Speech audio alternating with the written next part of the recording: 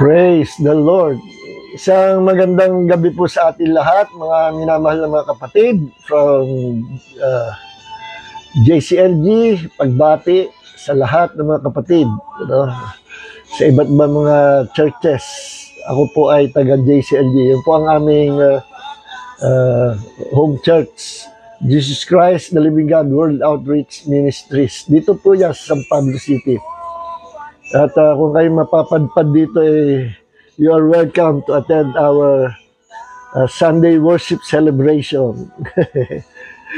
So, purihin ang Panginoon. Hallelujah. Maraming po salamat, Panginoon, sa magandang araw na ito at pagpalain mo ang mga kasama namin ng gabi sa Bible study na inisa-isa namin ang kanilang pangalan. Lord, release your blessings upon their lives and upon their families and loved ones. And Lord, if they are sick, heal them in the name of Jesus. Maraming salamat, Panginoon, for quickening our spirit, soul, and body, for giving life to our mortal flesh. At kami lumulusog, lumalakas, araw-araw, palakas ng palakas, at pabata ng pabata, at parunong ng parunong, pabless ng pabless. Lord, thank you for giving us your best. And Lord, we ask you to anoint us with the fresh anointing of wisdom and revelation upang maintindihan po namin ang malalim bagay na gumula sa iyo. Gabayan kami ng banal na Espiritu, our teacher tonight, the Holy Spirit. And all glory and honor belongs to our Lord God and Savior, Jesus Christ, God who manifested in the flesh 2,000 years ago. Thank you, Father God. All glory belongs to your Son, Jesus Christ. Amen and amen and amen. Amen. Alright, tanggalin na po natin. At maraming salamat sa ating another double cards na si Pastor Luis Boy Baldomaro sa pagpapagamit sa kanyang awit. Okay. So, nitong mga nakaraang linggo po, ating po tinalaka yung how to cast out demons. Tayo po mga Kristiyano, binigyan po tayo ng Panginoon ng authority to cast out demons. At sinabi po yan sa Mark chapter 16 verse 17, sabi ni Jesus before He ascended to heaven, sabi ni Jesus, in my name you will cast out demons. Sinabi yan sa Mark 16:17. Yung Matthew chapter 28, at yung Mark chapter 16 at yung Gospel according to Luke, yung pinaka-last chapter nitong mga aklat na ito, patungkol doon sa pag-ascend, pag-akyat ni Jesus sa langit. Pero before He ascended to heaven, kinausap niya po ang kanyang mga alagad at ang kanyang mga apostles. At sabi ng mga Bible scholars, mga theologians, yung daw time na yun hindi lang mga apostles ang kausap, kundi humigot kumulang nasa 500 na katao. Sabi naman ng iba, mga apostles lang. Sabi naman ng iba, mga apostles at may kasamang ilang mga disciples.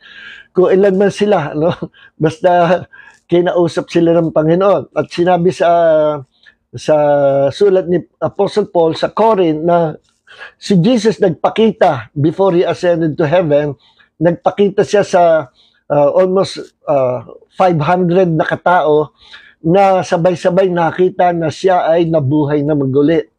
Nakita yung kanyang katawan. He is alive. Kaya nga yung sinasabi ng ibang mga kontra sa resurrection ni Jesus, na yun daw si Jesus daw yun daw nakita si Jesus parang ghost lang, hallucination, ang argument dyan meron bang hallucination, na 500 na katao sabay-sabay nakakita kay Jesus na si Jesus ay buhay, na patunay na talaga nabuhay sa maguli. So, some other time, pag-usapan natin yung resurrection ni Jesus, Basta ang punto ko, before He ascended to heaven, nagpakita siya sa kanyang mga alagad, kung ilan man yun, kung 500 or 120 believers or kanyang mga apostles, basta nakipag-usap siya. I believe marami yun.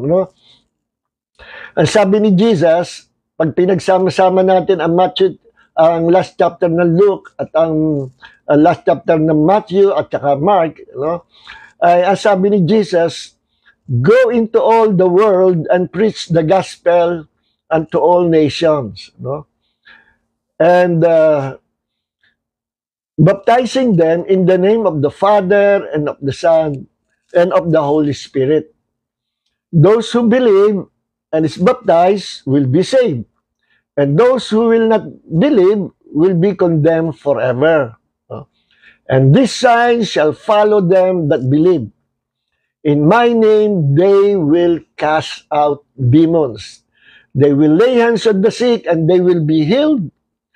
They will speak in new tongues, in different language, etc. So, ang ating po titignan doon, yung Mark 16:17 na, in my name you will cast out demons.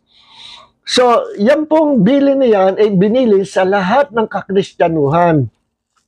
Meaning, whether you're a pastor or a layman, babae, lalaki, bata, matanda, binigyan ka ng Panginoon, tayong mga Kristiyano, ng kakayahan, kapangyarihan, at authority in the name of Jesus. That by using the name of the Lord Jesus Christ, demons will flee. Demons will flee. Pwede mong i-cast out anumang demonyo sa katawan ng tao at nanginginig sila. Takot na lalabas, aalis. Sapagkat ang pangalan ni Jesus, yan po ang pinakamataas na pangalan na maibibigay ng Diyos na regalo sa mga anak ng Diyos, sa mga Kristiyano, para magamit natin to bless us at para magamit natin to win every battle of life, para magamit natin para tayo ay maging higit pa sa mapagtagumpay. So, binigyan tayo ng Panginoon ng authority to use His name. When we use the name of Jesus, we are also using or acting, na kumikilos, humahakbang tayo sa pananampalataya sa kanyang kapamahalaan at kapangyarihan. Na wari bagang parang siya ay nandyan at siya mismo ang lumalaban, siya mismo ang nagpapalayas ng demonyo sa mga demonyo. When we use the name of Jesus. And I tell you mga kapatid, ang pangalan ni Jesus, binigay po yan sa atin. Ang makakagamit lang yan, yung mga Kristiyano. Yung mga ipinanganak sa kaharian ng Diyos. At sa pangalan po ni Jesus, gusto ko maintindihan nyo, na nandyan lahat ang names, all the names and titles of God are in the name of the Lord Jesus Christ. Anong ibig ko sabihin? In the Old Testament, marami pong title ang Panginoon. Una, sa creation, tinawag ang Diyos na Elohim, the God our Creator.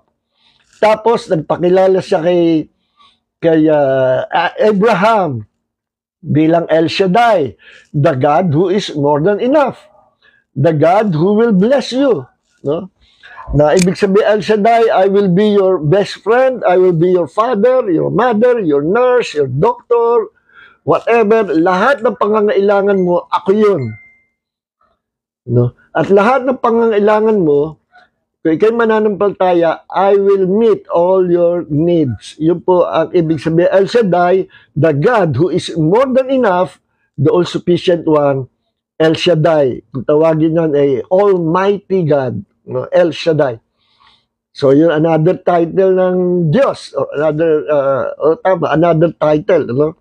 Actually, hindi pa yan yung pangalan.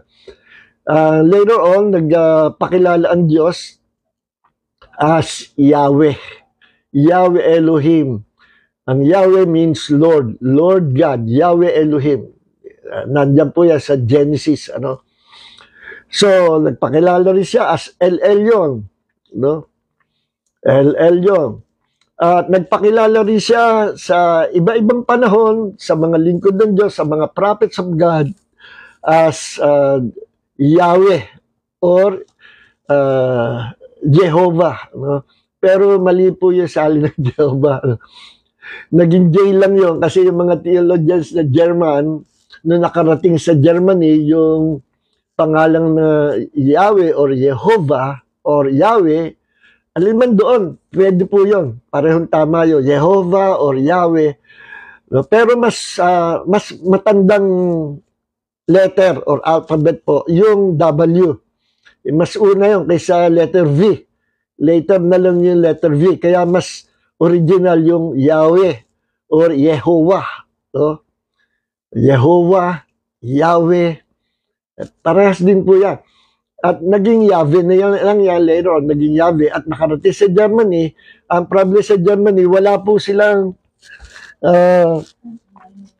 silang letter Y, no? Pero meron silang Y sound, no? Meron silang Y sound, Yahweh or Yehovah. Pero ina-apply nila yung Y sound sa letter J. Meron silang letter J, wala silang Y. Kaya nung isinulat yan sa Germany, Yehovah or Yehovah, no? Or Yahweh. Pero nung nakarating sa Amerika, sa Europe, yung Yehovah, ang basa naman ay Jehovah. Kaya yun, pamula nun, naging Jehovah.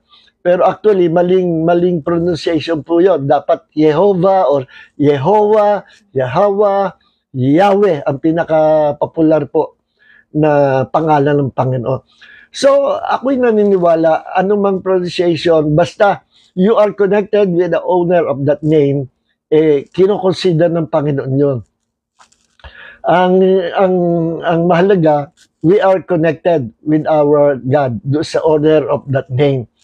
Then, tinawag siya na Jehovah Jireh, the Lord that provides our need, Jehovah Nisi, the Lord our banner, the commander-in-chief of the Lord's army, Jehovah Shammah, the Lord is present, Jehovah Shalom, the Lord our peace, Jehovah Jireh, the Lord that provides all our needs, Jehovah Ra'ah, the Lord our shepherd, Jehovah Ropheka, the Lord who heals us, Jehovah Gemula, the Lord who gives us the recompense of our reward, Jehovah Chitzkenu, the Lord our righteousness, Jehovah Mikades, the Lord our sanctification, no? So, yan po, lahat ng pangangailangan ng tao, tinapatan ng Diyos ng kanyang mga pangalan, no? Na patunay na God wants to meet our needs, ano? God wants to provide all the blessings that may provide niya sa atin, kaya binigyan niya yung mga pangalan na yan. Kung anong pangalan ng Diyos, yun siya. Kung anong pangalan ng Diyos, yun ang gusto niyang gawin sa atin. Kagaya Jehovah Rapha or Ropheka, the Lord who heals us. Ay gusto ng Diyos pagalingin tayo. Kagaya Jehovah Nisi, the Lord our banner. Ang banner po sa harapan ng batalyon nakalagay yan eh.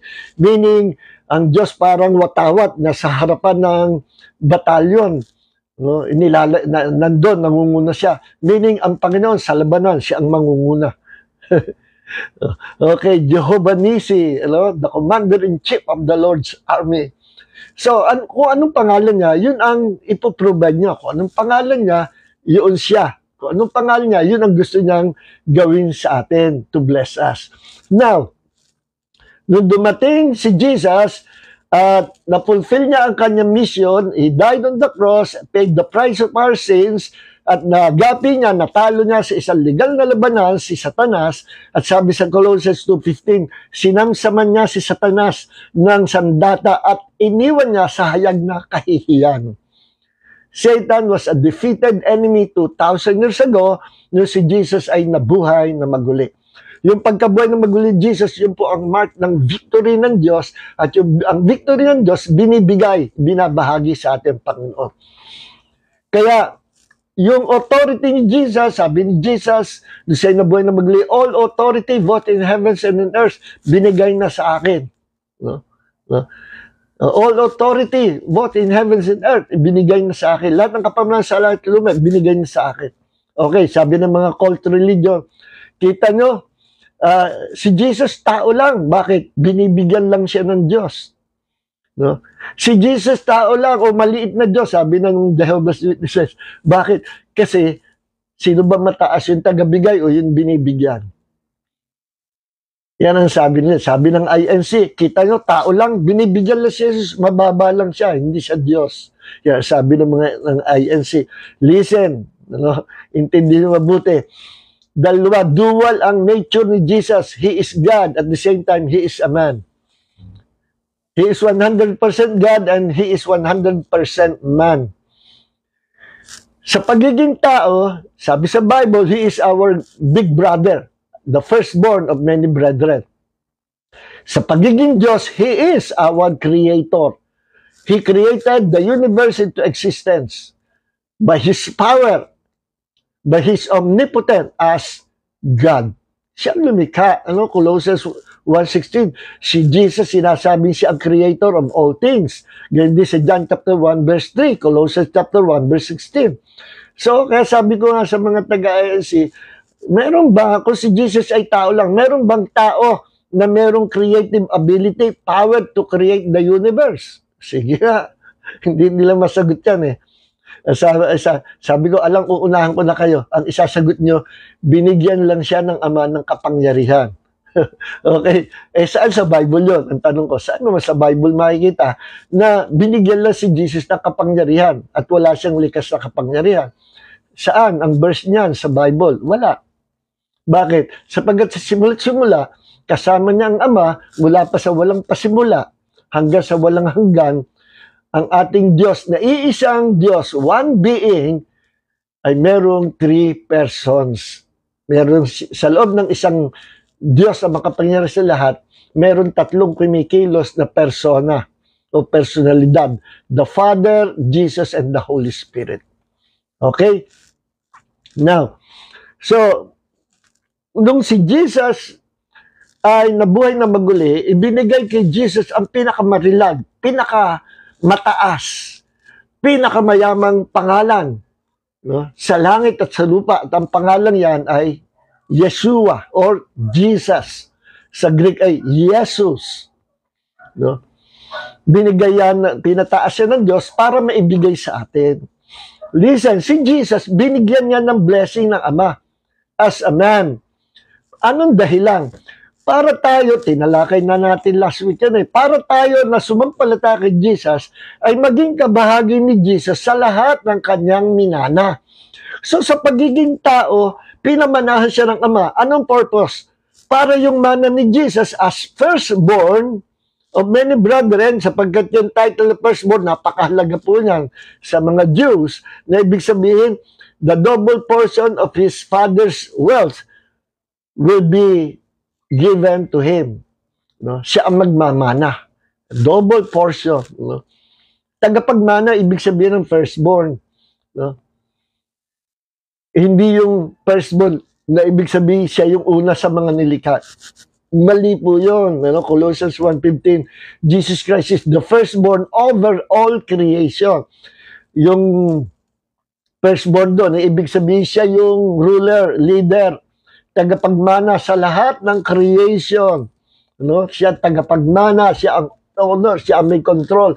He is upholding all things by the power of His word. Siya yung authority, siya yung may control, siya yung origin, siya yung originator, creator of all things. Kaya ang tawag sa kanya ay firstborn. Okay. Now, ang pangalan ni Jesus, doon siya ay nabuhay na maguli, siya yung kanyang pangalan, hindi na gaya ng dati. Alam niyo, nung time ni Jesus na siya nabubuhay bilang tao, napakaraming kagaya ng pangalan Jesus Pero alam niyo, nung siya nabuhay na maguli, ang pangalang Jesus or Yeshua, hindi na dapat ipangalan sa tao. Bakit? Itinaas na ng Diyos yung pangalang Yeshua or Jesus, na ang pangalan niya nagtataglay ng kapangyarihan ng kaharian ng Diyos. Ang pangalan niya nagtataglay ng pinakamataas na authority sa kaharian ng Diyos. Ang pangalan na yan na Yeshua or Jesus or Jesus ay nagtataglay ng all riches and wealth of God's kingdom. Lahat ng kayamanan ng kaharian ng Diyos, nandoon yan sa pangalan ni Jesus. Ang pangalan ni Jesus ay back up ng trono ng Ama. Ang lahat ng kapamalaan sa langit at sa lupa nasa pangalan ni Jesus. Ang lahat ng kapangyarihan ng Diyos nasa pangalan ni Jesus. Ang lahat ng authority ng Diyos nasa pangalan ni Jesus. Kaya every time we declare the name of Jesus, si Jesus umaapir sa eksena at siya ang gumagawa, siya ang kumikilos, siya ang nagpapagaling sa may sakit, siya ang nagpapalaya sa demonyo. Every time we declare the name of Jesus, dumarating siya at siya nang bahala. Kaya every time we cast out demons in the name of Jesus, si Jesus mismo ay nandyan at nagpapalaya sa demonyo. Kasi tinawag natin pangalan Jesus. Okay. Kaya we can use the name of Jesus at yung pangalan yan ang kinatatakutan ng mga demonyo. Maniwala kayo. Kinatatakutan ng mga demonyo. Kahit si Satanas, lalaya sa pangalan ni Jesus. No? Kahit anong klase demonyo. Alam nyo, iba-ibang klase demonyo, iba-ibang ranking yan eh. At magkakaiba rin sila ng mga itsura. At ang itsura nila, nakakatakot, half human, half animals. No? Okay, natalakay natin malakarang araw. Okay, ngayon, ang kanilang mission is to attack, to destroy the world, to destroy the inhabitants of the world, kaya lang hindi allowed ng Diyos. Limitado sila. No? Limitado sila kasi ang Diyos ay may plano at inaalaw lang ng Diyos pansamantala na sila ay kumikilos-kilos at alam na Satanas na sooner or later he will be arrested by God, by the angels of the Lord, and will be thrown into the lake of fire sa great white throne judgment na darating. Okay. So ngayon, binigay sa atin ng Panginoon ng kanyang pangalan para gamitin ito. No? Pwede natin tawagan pangalan ni Jesus kapag meron tayong pangangailangan, may hihingin tayo, we can use the name of Jesus. Pwede tayo magkaroon ng access sa kaharian ng Diyos, even sa harapan ng trono ng Ama sa langit, pwede tayo magkaroon ng access by using the name of Jesus. Okay? At tayo po ay magkakaroon ng buhay na walang hanggan because of the name of Jesus. Sabi nga sa Acts chapter 4 verse 12, walang ibang pangalan na sukat nating ikaligtas, kundi tanging ang pangalan lamang ni Jesus. Not the name of Buddha, not the name of Muhammad, not the name of Confucius, not the name of Shintoism, not the name of Hinduism, the name of Jesus, which is above every name. No? Yan po ang pangalan Jesus, pinapagamit sa atin. Now, buksan po natin ang ating Bible sa 1 Peter chapter 5 verse 8. Ano, ang sabi dito, be sober, be vigilant, for your adversary, the devil, is roaring like a lion, no, roaming around, seeking whom he may devour. Si Satanas parang leon na umuungal, no? Na mabangis, na humahanap, umiikot, gumagala kung sino mabibiktima na. No? Na mahina-hina. Pag nakakita siya mahina-hinang tao, no, bibiktimahin niya. At kung maari lang ay gusto niyang patayin. Sapagkat ang mission ni Satan sa mundo, inihayag na ni Jesus sa John chapter 10 verse 10, si Satan na parito lamang just to kill, to steal, and to destroy. But I come that you might have life and have it abundantly. Ang tagakuha ng buhay, tagawasak ng buhay si Satanas. Ang tagapagbigay ng buhay si Jesus. Ang tagapagpaganda ng buhay na winasak ni Satanas si Jesus. No? At siya yung nagbibigay ng kasaganaan ng buhay ng Diyos sa mga individual na mananampalataya. Okay? Now, punta tayo dito. Sabi sa 1 Peter chapter 5 verse 8, naghahanap ng maaatake si Satanas. So merong two major attacks na ginagawa si Satan sa mga Kristiyano, to the believers and also to the unbelievers. May two major attacks. Ang isa ay oppression. Ang pangalawa ay possession. Ang oppression, napakaraming klase po niyan. Oppression sa spirit, no? Pagpapahirap sa iyong pagkataong loob, oppression sa iyong soul, yan yung Example dyan, mga traumatic experience, oppression sa iyong soul, yung emotional problem mo, meron ka emotional wound, meron ka memories of the past na kailangan gumaling, no? Healing of your memories, healing of your emotion, no? Yan po yung deliverance, no? Sa mga na biktima, yung na-oppress ang kanilang kaluluwa, mind, will, and emotion. So may ganong oppression, may oppression din sa katawan, naglalagay ng sakit karamdaman, satanas, no? So maraming klaseng oppression. So, pahihirapan ka, no? At attack yan from the devil. At yung pangalawa, yung possession. Naku, makakuha lang ng opportunity yung mga yan, talaga ipopossess ang katawan ng tao, no? Demon possession. At ang sabi, tingnan natin po ang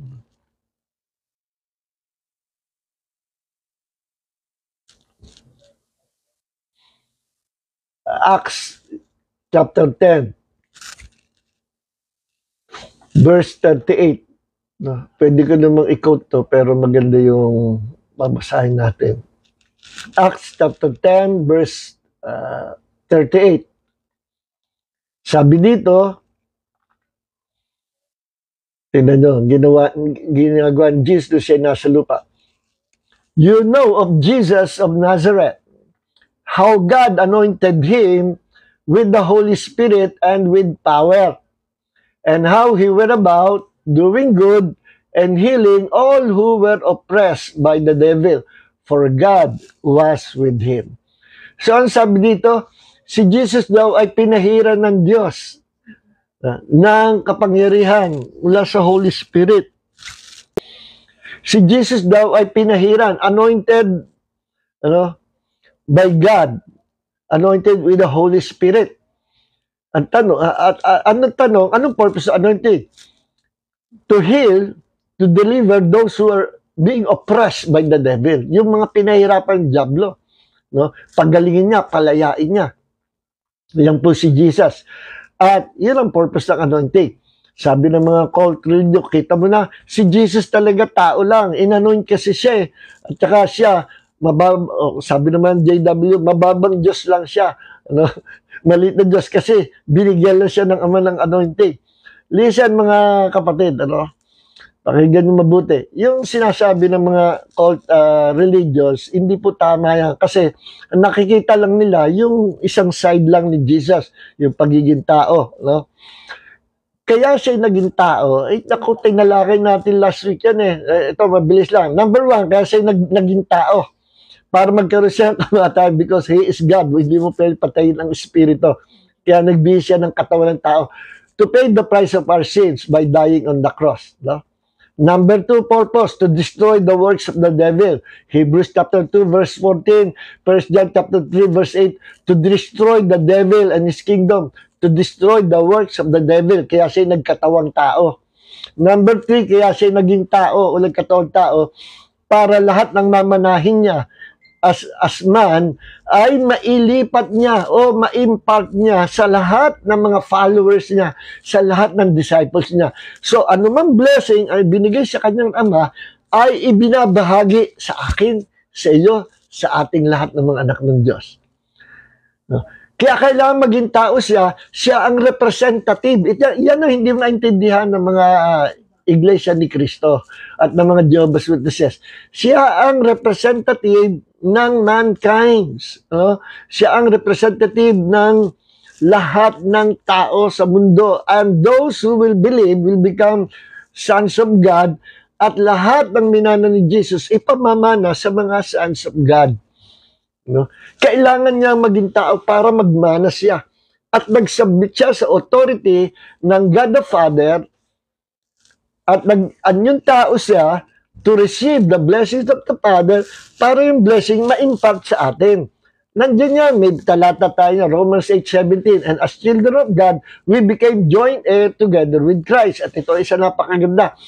Lahat ng blessing na ibinigay ng Ama kay Jesus nasa atin. Why? Kasi tayo po ang ginawang katawan ni Kristo. Lahat ng mananampalataya, bahagi ng katawan ni Jesus. No? At kung ano ang ulo, yun din ang katawan. Kung anong blessing meron ng ulo, yun din ang blessing may katawan. Kung saan pupunta ang ulo, dun din pupunta ang katawan. No? Kaya mahalaga maintindihan yan. No? Naging tao siya, hindi siya tao lang, kundi naging tao siya for our sake, to bring us to eternity with Him, to give us eternal life. Kaya siya naging tao. Kung hindi siya naging tao, hindi tayo mabibigyan buhay na walang hanggan. Kung hindi siya naging tao at nagmana ng lahat ng kayamanan ng karyang Diyos, hindi natin mamanahin lahat yan. But because of Jesus, we inherited everything na minana ni Jesus sa Ama nung siya ay naging tao. Speaking of Him as a human being, not as God. But, pag pinag-usapan yung other side ni Jesus, yung kanyang nature, yung first nature niya, He is God. In fact, siya ang creator. Kita nyo na. Yan ang hindi alam ng mga INC at ng mga cult churches at mga Jehovah's Witnesses. No? Okay. So, ayan ang attack ng Diablo. Oppression, possession, no? Deception, obsession, napakarami po yan. No? So, yung mama na nagsasabi siya ay I am the owner of this world. Akin ang mundong ito. At kinlaim na niya yung title ni Jesus. I am the way, the truth, and the life. Kung hindi kayo lalapit sa akin, hindi kayo maliligtas. Aba, kinlaim na yung title ni Jesus. Isa lang ang hindi pa niya nakiklaim. No? Kung siya hindi nahuli, sooner or later, ikiklaim niya yung another title of God. I am the Alpha and the Omega. Diyos lang ang pwedeng magtamo ng title na yan. No? Kausap ko yung mga INC. Sabi ko, if Jesus is not God, bakit claim ni Jesus yung title na ang meron lang title na yan ay tanging ang Diyos lang. God Almighty, Revelation 1:8. At sa Revelation 22, verse 13 hanggang 16, kinlaim ni Jesus that He is the Alpha and the Omega, the beginning and the end, the first and the last. Siya lang ang pwede magkaroon title niya, title ng Diyos. Bakit? Ang ibig sabihin ng Alpha and Omega, siya yung walang pasimula. Siya yung creator of all things at siya rin ang may hawak ng pinakahuling mga ganap sa mundo o sa magaganap sa creation ng Diyos. Siya ang may control, siya ang may hawak. No? Mula sa umpisa hanggang wakas, hawak ng Panginoon. Sino yun? Ang Diyos, the Alpha and the Omega, the beginning and the end, the first and the last. At sino yun? Si Jesus. No? Sabi ng mga ng INC, iba ang pagka Alpha and Omega ng Ama. Ang Alpha and Omega ng Ama, pagiging Diyos. Ang Alpha and Omega ni Jesus, iba, pagiging judge niya sa huling panahon. He will judge the world. Sabi ko, saan sa Bible yung sinasabi nyo na naging dalawang klase ang Alpha and Omega? O tingnan mo nga, kung meron sa Bible na verse na meron dalawang klase ang Alpha and Omega. Isa ay para sa Diyos at isa ay hindi para sa Diyos. Title nga ng Diyos yan. Sabi ko, yan ang sariling inventong interpretasyon. No? Mali yan. Pinagpilitan na na ma-answer yung ba't kinlaim ni Jesus Alpha and Omega? Because He is God. Ganun lang kasimple yun.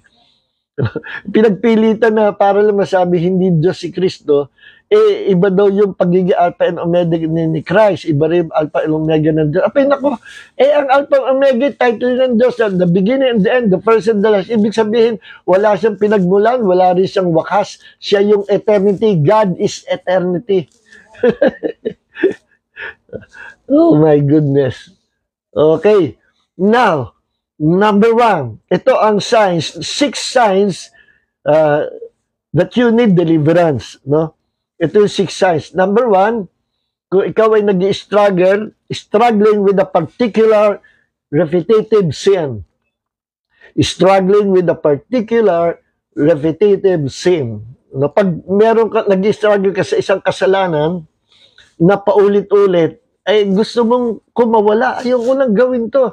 I repent, then repeat na naman. I repent, then repeat. Nag-struggle ka, ayaw mo, pero nadadala ka pa rin. Meron kang demonic oppression. No? At ginagamit ang flesh mo para pahinain ka, para alipinin ka. So you need deliverance, spiritual deliverance. Ayaw mong gawin pero nagagawa mo, tas paulit-ulit ka nagkakasala dahil mahina ka, no? Sa laman, mahina, weak ang flesh mo, kaya nadadala ka agad. So you need deliverance from the Lord. No? Yung paulit-ulit na kasalanan. No? At example dyan, yung mga kasalanan sa laman, yung lust of the flesh, no? Yung halimbawa, meron kang problem sa pornography, no? Hindi mo matiis na hindi ka nanonood ng malaswang pelikula o nagbabasa ng malaswang magazine or pictures, no? Alipin ka na gusto mong kumawala na, gusto mong matakasa, alam mong kasalanan, pero paulit-ulit na binabalikan mo, you need deliverance. Okay? At ang deliverance po, pwedeng gawin niya nung nakakaintindi sa deliverance. No? Not necessarily mga pastor, no? Kasi merong layman, marunong ng deliverance.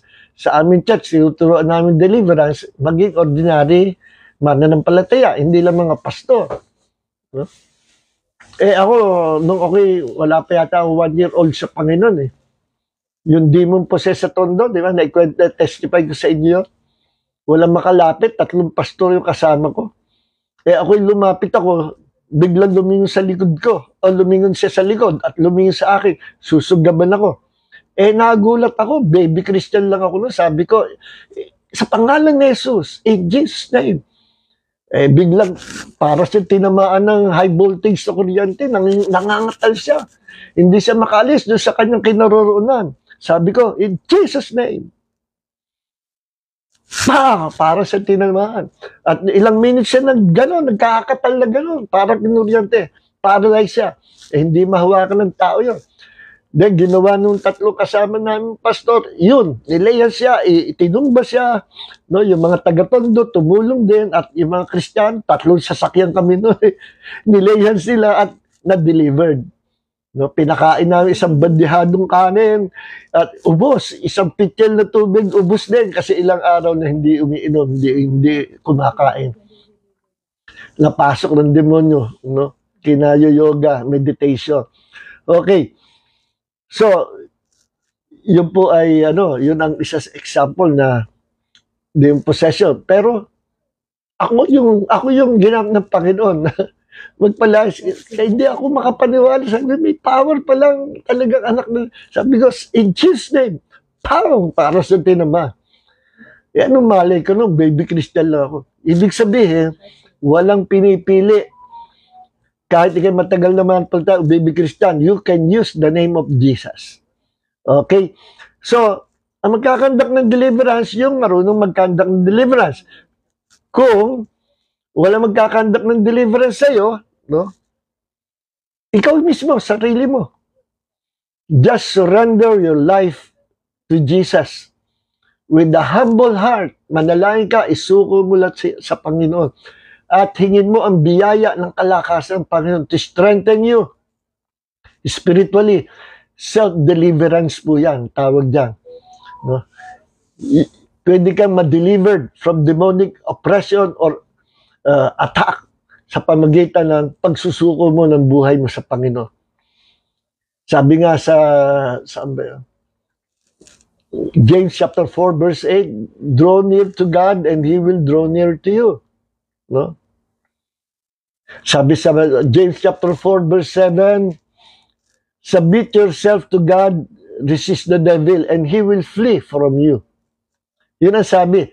Submit yourself to God, James chapter 4 verse 7, resist the devil and he will flee from you. Isuko mo raw ang buhay mo sa Panginoon. Kasama ng pagsusuko, you are willing to obey Him and to serve Him. Submit your life to God, yourself to God. Then ano sinabi? Sumunod, James 4:7, resist the devil. No? You cannot resist the devil unless na naisubmit mo ang iyong buhay, naisuko mo ang iyong buhay sa Panginoon. You cannot fight the devil and any demons without submitting your life to God. Kailangan meron kang surrendered life to Jesus before you can rebuke, before you can fight the devil, before you can resist the devil. Yun sabi sa sa James, Tama ba yung memory verse ko? Ngayon ko lang uli naalala ito, James 4:7, tama. Submit therefore to God. But resist the devil and he will flee from you. Nauna, hindi po nauna yung salitang resist the devil, then submit yourself to God. Hindi mo mariresist ang devil unless na nakasubmit at nauna mo ang Diyos. Ang una sinabi, submit therefore to God, meaning surrender your life to God, isuko mo ang buhay mo sa Panginoon, let Jesus Christ be the Lord of your life. Isa yun. Let Jesus Christ be the God of your life. Pangalawa, let Jesus be the Savior of your life. Pangatlo, bakit tinitindihan ko na pag tinanggap mo si Jesus, tanggapin mo siya bilang Panginoon, Diyos tagapagligtas? Bakit? Kasi, kagaya ng INC, JW, ina-accept nila si Jesus as their Lord, but not as their God. See? So, useless. So, kailangan tanggapin mo siya bilang iyong Diyos, bilang iyong Panginoon, at bilang iyong tagapagligtas. Kahit tanggapin mo siya bilang iyong Panginoon, pero hindi ka naniniwalang siya ay iyong Diyos, at siya ay Diyos, wala kang salvation. Ganon din, kahit tinatanggap mo siya bilang Savior of your soul, pero kung hindi ka naniniwala siya ay Diyos, at siya ay Panginoon mo, baliwala ang pagiging Savior niya sa iyo. Walang effect. So, yung tatlong yan, diyan umiikot yung ating submission, yung surrendered life natin. Be sure na you surrendered your life to Jesus as your Lord. Siya ang masusunod, hindi ikaw, kasi Lord mo nga siya. As your God, hindi siya ordinaryong tao, hindi siya tao lang, siya ay Diyos. And as your Savior, the only Savior of the world. Walang ibang Savior, not Buddha, not Muhammad, not Confucius, siya lang talaga. Acts 4:12, walang ibang pangalan sa silong ng langit at sukat natin ikaligtas, kundi the name of Jesus. Okay? So, if you're struggling with a particular sin, you need deliverance, Addiction sa addiction to fornication, pakikiapid, pangungulunya, nako, ano po yan, bandage yan, isuko niya sa Panginoon. Addiction sa pornography, addiction sa mga vices, sigarilyo, pag-inom, marijuana, shabu, pulburon, you need deliverance. Pag gumagamit ka pa niya hanggang ngayon and you're already a Christian at gumagamit ka niya, you need to be delivered, kapatid. Meron kang demonic oppression sa iyong flesh. Hindi ka nga possessed. Can a Christian be possessed by demons? No. Bakit? Kasi siya ay possession ng Holy Spirit. Anong attack sa mga Kristiyano? Oppression. Pwedeng atakihin ng iyong laman at magkaroon ka ng bandage sa laman hanggang sa ikay mapalaot sa kasalanan, and finally, in the end, nawalan ka na ng salvation. Yan, ganyan ang style ng demonyo. Kaya hanggat maaga, surrender your life to God, to Jesus. Okay. Kapag ikaw ay, yung pattern na at naging kagawian mo na yun, ang pagsisinungaling. Walang katapusang pagsinungaling. Kahit sino makausap mo, sinungaling ka na sinungaling, but you're already a Christian. Naku, kapatid, you need deliverance. Meron kang demon of lies or lying spirit inside you. He might be in your flesh, that demon might be in your flesh, or might be in your soulish part, sa iyong mind, or sa iyong emotion, but not in your spirit. No, possessed ng Holy Spirit ang iyong spirit. But let's say hindi ka spirit filled. So ang iyong soul ay hindi puspos ng Banal Espiritu. Meron kang indwelling of the Holy Spirit inside your spirit. Pero ang iyong soul hindi filled with the Holy Spirit. Ang iyong physical body hindi being clothed with the Holy Spirit. No? So, kaya sabi sa Ephesians 5:18 be filled with the Holy Spirit. Sa original na Greek, ang idea, be filled with the Holy Spirit every day. It must be a daily experience, ang infilling of the Holy Spirit. Para sa gayon, hindi ka maatake ng diablo sa iyong soul, sa iyong flesh, sa iyong soulish part. Bakit? Kasi your spirit, your soul, and your physical body is filled and even full of the Holy Spirit. You are being clothed with God's presence. Paano makaka-atake sa Satanas o mga demonyo? So, importante yun. No? So, kung ikaw ay may lying spirit, you need to be delivered. Kung ikaw ay kung may pagkaklepto ka at ikaw ay makati ang kamay mo, mahilig kang magnakaw, kailangan mo ng deliverance. Kapatid, yan ay demonyo ng magnanakaw na demonyo. Maaring nasa soulish part mo yan, sa iyong mind, controlling your mind, or nasa flesh mo yan, kinokontrol ang flesh mo. But you're not actually demon-possessed. But still, you need to be delivered. Kaya nga may mga pastor pa nga nagpapadeliverance At minsan pumapalag yung demonyo. Sabi ng iba, ano yung kalokohan yan? Sabi ng mga cessationist, wala namang Kristiyanong napoposes. But sinabi bang possess yung mga yan? Demonized yan, under attack, oppressed by the devil. Kaya akala mo possess, hindi possess yan. Again, ulitin ko sa inyo, ano ang difference ng taong possessed by demons at taong oppressed by demons? Ang Kristiyano can be oppressed or demonized by demons. Ibig sabihin, the demons can attack their lives, their spirits, their soul, their bodies. But they cannot be demon-possessed. Bakit? Kasi possessed na sila ng Holy Spirit. No? So, ang difference, kapag siya ay tao ay possessed by demons, pag na-delivered yan, walang matandaan yan. Hindi niya alam kung anong nangyari. Ba't ako nandito? Ba't kayo nandito, pastor? Walang alam. Kasi nakapasok sa loob ng kanyang spirit ang demon controlling his life. At nung lumabas, hindi niya alam. Blackout siya. Yan ang demon possessed. Pero pag demon oppressed, para akala mo na po-possess, nagsasalita yung demonyo doon sa tao. Ilang kayo dyan? 7 kami, 7. Pero, dahil hindi siya possess, oppressed lang, alam niya na may nagsasalita sa loob niya, ginagamit ang bibig niya.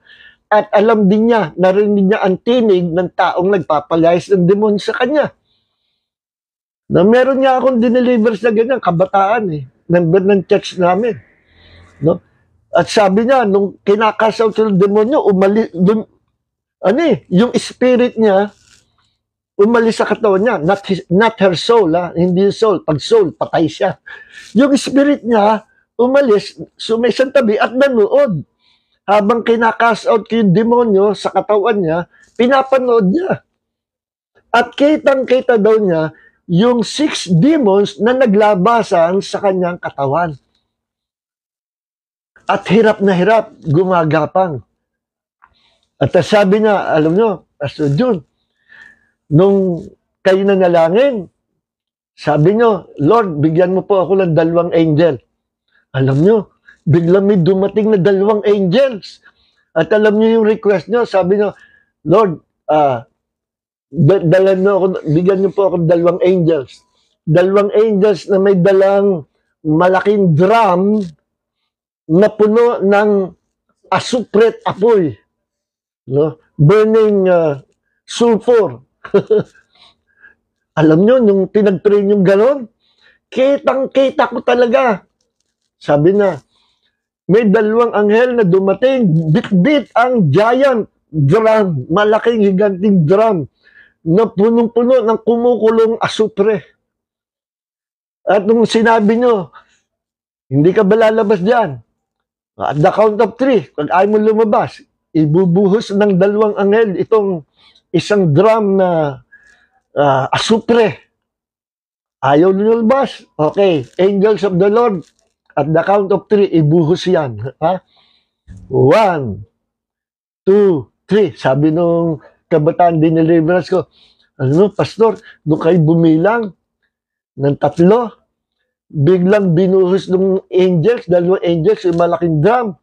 Nako, yung 6 na demonyo, nagkikikisay, gumagapang, no? Sumisigaw, umiiyak sila, nagkikisay, nagmamakaawa. Gumagapang at sila po ay nasusunog. Kita niya eh. Yung spirit niya, in the realm of the spirit, nakakakita. At yun namang role ko, bilang pastor nagde-deliver sa kanya, puro by faith lang po yun. Hindi ko nakita yung angel. Puro by faith lang. Ini-imagine ko na lang. At ako'y nagtitiwala, pag nag-request ako, ibibigay ng Panginoon. Puro by faith po yun. Kasi pagka by faith, not necessarily kailangan mo makita. Ang kailangan mo lang, maniwala ka. No? Kaya na-delivered yung kabataan na yun. Sabi ko, nung siya ay masmasa niya, na-delivered, dinig mo ba yung boses ko? Opo. Dinig ko rin yung mga demonyo nagsasalita sa loob ko. Oh, nakita mo yung ano, aware na aware siya. So, hindi siya demon possessed. Demon oppressed siya, na demonize. Christian po yun. So, walang Christian na po possess. No? Pero, sa mga hindi nakakalam deliverance, i-judges nila yun. Ano ba yan? Meron ba Kristiyano na po possess? Kasi hindi nila naintindihan ang difference ng possession, oppression, o na-demonize. No? Pag possess, hindi niya alam, hindi niya matatandaan kung anong nangyari. Okay? So, ano pa? Yung signs that you need deliverance, yung may mga traumas. Naka-experience ng traumatic experience. No? Halimbawa, yung dati may kapitbahay kami noon eh. No, si Pasing. No? Babysitter ng kapitbahay namin. Mabait siya.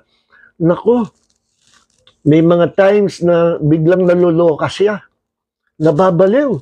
At nagsisigaw. Bitawan niyo ako. No? Pero pagka nag-normal, ang bait naman niya. Merong times na bumabalik yung traumatic experience niya. At siya nagwawala at parang nawawala sa sarili. At bumabalik siya doon sa eksenang yon na kasuklang sa kanya. Ayaw na niya maalala. Pero inaatake siya ng demonyo at pinipilit paalala sa kanya. Dinadala siya doon sa senaryo ng nakaraan na ang akala niya nandun pa rin siya sa nakaraan. Another po yan na deception, demonic attack. No? Oppression. Napapaawa ako doon sa kapitbahay namin kasi mabait yun. Yun yung nagpalaki doon sa kababata ko. Ayun pala, nung siya ay kabataan pa niya, kapag siya inatake ng ganon, ang tingin niya sa lahat ng lalaki, re-raping siya. Bakit? Kasi meron siyang traumatic experience sa nakaraan niya na possible ni-rape siya or re-rapen or na-rape na. Kaya ganon. See? Traumas yun. Demonic attack yun. At kailangan niya ng deliverance. Sample po yun. No? Parang yung isang kakilala ko, no? Okay, nagtatrabaho pa sa media. Pag lumabas ako doon sa building namin, no? Doon sa pinagtatrabaho kong TV station, merong ang CR doon, may bintana. So yung kasama ko doon sa boarding house na babae, may mga anak na rin yun. Nag-abroad yun sa Middle East na muntik na raw siyang ma-rape. Pero hindi ko alam kung ni-rape na siya ng amin na or muntik ma-rape. Nakatakas siya doon sa puwang ng bahay. Doon dumaan, siningit yung ano, kung paano sila katakas. Then, na-rescue siya. Nakabalik ang Pilipinas. Yung senaryo na muntik na siyang ma-rape or kung na-rape man siya, may mga times na bumabalik sa kanyang alaala. At pag dumaan siya doon sa building ng office namin, nakikita niya yung bintana sa CR. Bay, meron daw hubot-hubad na lalaki doon sa bintana. No? Kinuwento sa akin, sabi ko, lagi akong dumidingle doon, wala naman ako nakikita. Hindi, kitang-kita ko 2 beses. Nung dumaan ako doon sa ano, nakita ko may hubot-hubad doon sa bintana. Sabi ko, paano mangyayari yun eh? Sinumbong ko doon sa head ng security. Binadmanan nila, anong oras nangyayari yun? Laging lunchtime eh. Pag uuwi ako, natatanawan ko. Ganun. Talaga, inabangan nung head ng security. Sabi sa akin, boss, wala namang ano eh. Bakit hindi kaya may ganun yun? Ewan ko, hindi siguro, matino naman eh. Pero, hayaan mo na. Sabi ko, ano ito? Demon attack ito. Demon attack, pinapaalala yung nakaraan. So, mga trauma yun, kailangan ng it's either inner healing or deliverance. Pag masyadong malalim na, hindi lang inner healing, kundi deliverance. Kung naka-invite na ng demon spirit. Ang inner healing ay healing of her emotion or memories of the past. No? At kung naka-invite na sa katagalan, may activity na ang mga demons, deliverance ang kailangan. Yun ang difference. Ano po? So ano pa ang tao na kailangan ng deliverance? Yung may generational curses. Yung mga hereditary sickness and disease, generational curses po yan. Yung poverty na professional ka pero talagang hirap pa rin. Ano man gawin mo, lagi papunta ka sa kahirapan buhay. Curse of poverty. Baka merong sa kanununuan nyo na nag-curse sa future generation. Para yung misis nung pastor na kaibigan ko sa New Jersey noon, nung pumasyal sa San Pablo, nakausap ko, ako, nagkukwento ako doon sa mga kapalin. Sabi niya, naku, pastor, alam ko na yung nangyari doon sa malayo namin kamag-anak. Ano yung nangyari? Yan ko na po naintindihan yung sinabi niya na na generational curse. Kasi, kinuwento sa amin ng aming mga lola, yung malayo namin kamag-anak, na ang lahi nila, kada manganganak, mahina ang mata ng baby. Pag habang lumalaki, lumalabo na lumalo, meron pa nga rin pinanganak na bulag. Ganun. Natatandaan ko po, sa ang kwento, yung daw great-great-grandfather nila noon, naglalaro, mga bata sila, magpipisa, pumasok sa kwarto. Isa-isa naglabasan na, huling nang lumabas yung pinsan nila. At paglabas, may nawalang gamit. Binibintang ngayon sa kanya. At sabi ng bata, pabira, ko magnanakaw? Kahit pa, sumpaman, kahit pa mabulag yung lahi namin. Sabi gano'n. Hindi alam niya, nung bata, kinurse niya yung future generation. Kaya, siya, as authority figure ng future generation, may authority siya na mag-release ng blessing or curse sa future generation kahit bata lang siya. Siya yung authority figure. Lahat ng lalabas sa kanya, lahat ng susunod na lahi sa kanya ay nasa ilalim ng kanyang authority. Siya yung authority figure. Kaya kung ano yung binitawan niya sa kanyang bibig, yun ang mararanasan ng future generation kasi meron siyang authority and power because he is the head of his own generation. See? Kaya, nabulag yung kanyang lahi. Lahi may pagkabulag. Generational curse po yun. And they need deliverance. So, yung mga lahi na may parang nasisira ang ulo ng mga sumusunod generation, generational curse po yan. Kayang putulin ni Jesus ang generational curse. Okay? Kailangan mo lang deliverance. Ano pa? Bilisan po natin. Wala nang time. Okay. Lack of self-control. Yung madaling magalit. Madaling magalit. Tapos, hindi mo mapatawad yung kapwa-tao mo, hindi ko mapapatawad. Kahit magunaw ang mundo, hindi ko mapapatawad. Naku, delikado yan. Kasi sinabi ni Jesus sa Mark 11:25 na patawarin nyo yung mga nagkasala sa inyo sapagkat kung hindi nyo patatawarin, hindi rin kayo patatawarin ng inyong amang nasa langit. Sinabi rin niya sa Lord's Prayer, sa prayer na tinuro ni Jesus sa mga disciples niya, pinakahuli, yung pinaka-importante, na kung sino man, no, may nagkasala sa inyo, patawarin nyo. No? At kung hindi nyo mapatawad, hindi rin kayo patatawarin inyong amang nasa langit. Si Jesus may sabi niya, 2 beses. No?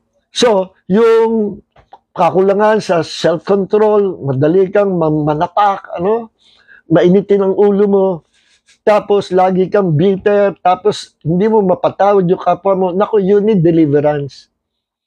At kadalasan yung mga ganyan, may mga naranasan po yan in the past.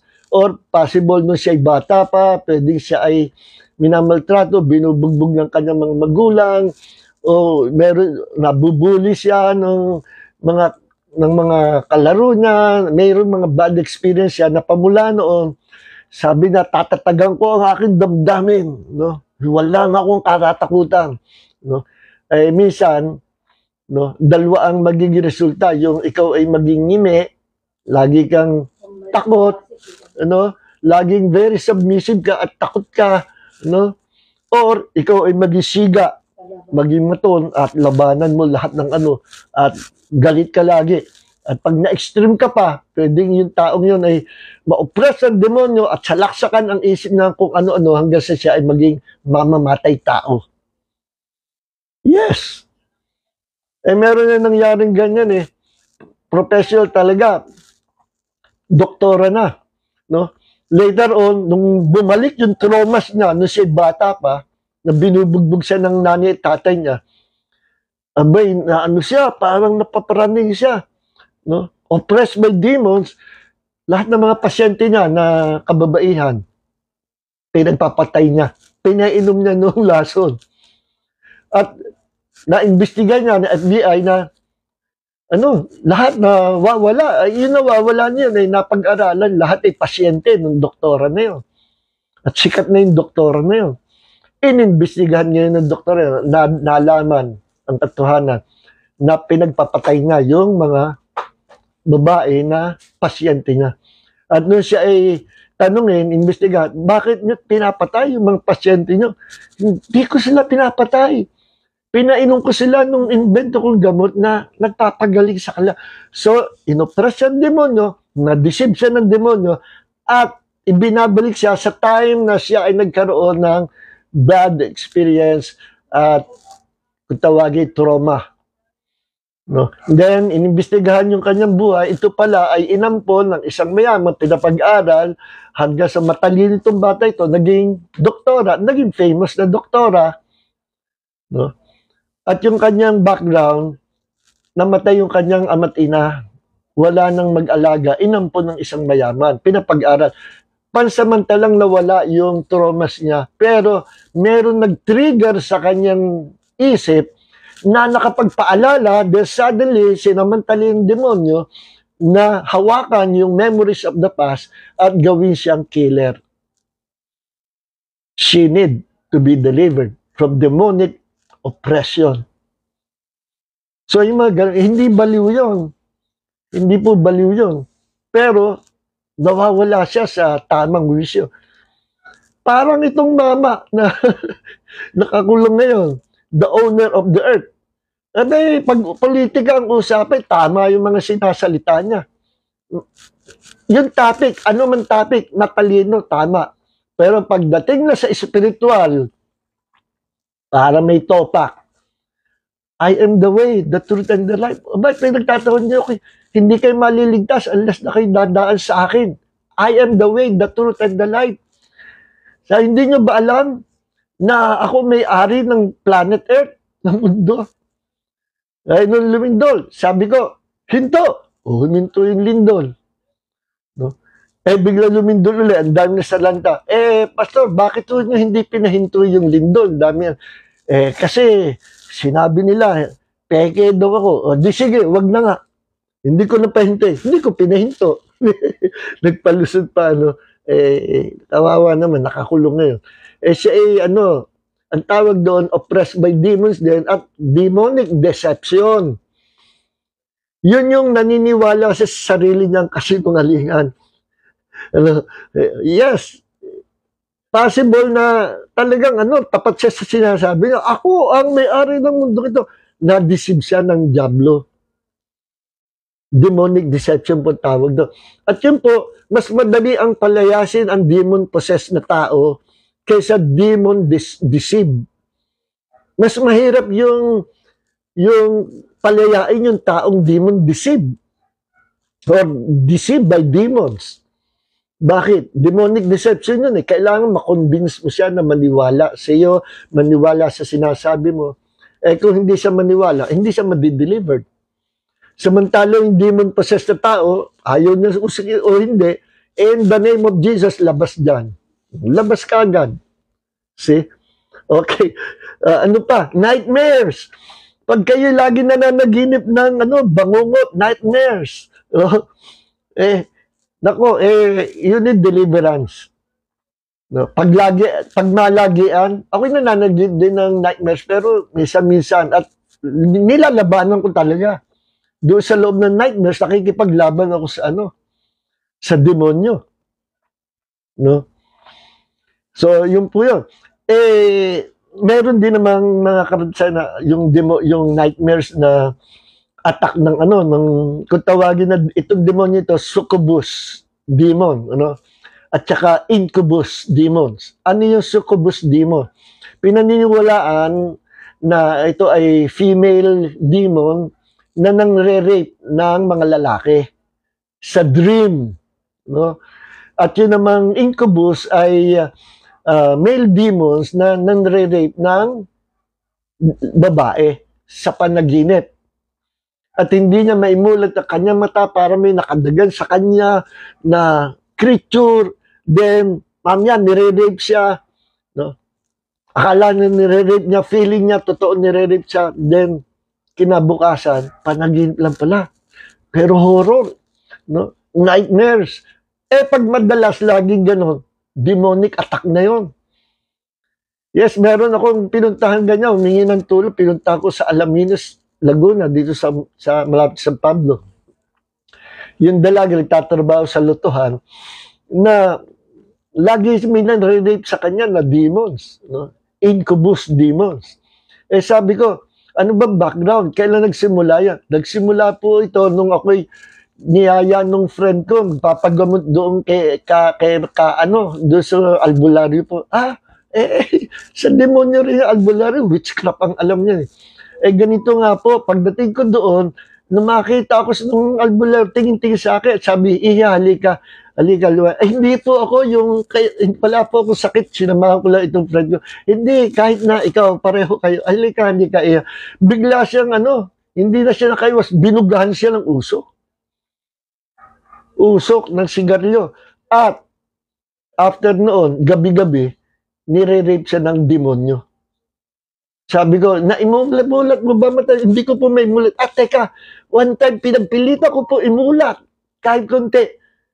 Ano nakita mo? Nakita ko po yung muka ng albularyo. So, possible yun yung demons na nag-aalaga sa albularyo. Incubus demons. And, in-evangelyo ko to, magap sa Panginoon, yun ang first and last na pagkatawag sa akin, hindi na nasundan. And I believe na she was completely delivered. Kasi hindi na ako pinatawag Okay. Hindi ko naman church member yung nakiusap sa akin, kakilala doon, member ng ibang church, nabalitaan na meron ako ministry sa deliverance. So, basta may tumawag na okay, sa Panginoon yan So, ano pa? Yung mga tao na nakakarinig ng bumubulong, may nagsabi sa akin, strange na voice, yung mga may bumubulong, na hindi naman ang Diyos, Kasi pag ang Panginoon, hindi ganon, yung mga bumubulong na may pagka-weird, na kung anong dinidikta, demonic po yun, demon spirit yun. O kaya yung may nakikita ka na kung ano-ano, nakakita ka ng duwende, nakakita ka ng white lady, nakakakita ka ng aso na naglalakad, biglang ang ulo ay tao. Yung mga ganyang experiences, based po yan sa mga taong pinag-pray ko at na dinilibra sa Panginoon. Yung mga nakaka-experience na ganyan sa in the realm of the spirit, kung ano-ano nakikita, no? Kailangan ng deliverance. No? Merong attack yan from the devil. No? And sooner or later, mapopossess siya ng demonyo kapag hindi na agapan. Meron yan dito sa may Victoria yung kabataan, ang problem, hindi rin namin kakilala, humingi lang ng tulong. Suicidal demons naman. Aware na aware siya, pag may dumarating na truck sa highway, dali-dali yung paa niya na gustong pumunta sa highway at magpapasagasa. No? Suicidal demons. Hanggang sa pinuntahan namin, no? Kinas out ko, lumabas yung demonyo. Then, sabi ko sa ama, pag binalikan no, patawag nyo na lang kami. At pag emergency, bumalik, kayo mismo, kaya nyo palayasin nyo. O, tumanggap kayo sa Panginoon. Ito, tumanggap sa Panginoon. Tinuruan namin. Ganito po, sa pangalan ni Jesus, demonyo, lumayas ka. In the name of Jesus. Huwag ng English, kahit Tagalog na. Sa pangalan ni Jesus, lumayas ka, demonyo. Lumayas ka, demonyo.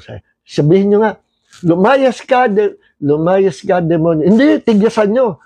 Lumayas ka, demonyo. Sige pa, tigasan nyo. Lumayas ka, demonyo. Lakasan nyo. Lumayas ka, demonyo. Sa pangalan ni Jesus. Yan.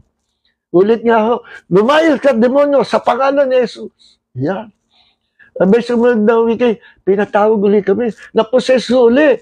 At ganito. Di ba tinuruan ko yung tatay ng magpalayas. Nung nahimasmasan yung babae, sabi ng mga anak, pastor, kasi si tatay, tama nung umpisa, sa pangalan ni Jesus, demonyo, lumayas ka, nataranta po si tatay. Jesus, lumayas ka sa pangalan ng demonyo. Lumayas ka, Jesus, sa pangalan. Baligtad, kaya tatay, paano lalayas? Si Jesus ang pinapalayas mo. May comedy minsan sa deliverance. Sabi ng matay, oo nga, nataranta na ako So, wag na kayo baligtad Kaya paano lalayas? Si Jesus ang pinapalayas nyo. One time naman, ito rin, lesson, wag kayong magkakandak ng deliverance na kayo lang ang tao doon. Lalo na kung pastor, tapos babae yung kakandakan ng deliverance, wag. Delikado yun. At kailangan ang tao doon. Kailangan lagi merong tao, open air, wag sa saradong kwarto. Kailangan may mga witnesses din. Loko yan, demonyo May nangyaring ganyan. Sabi sa akin ng kaibigan ko, si Pastor Boy, Luis Baldomaro.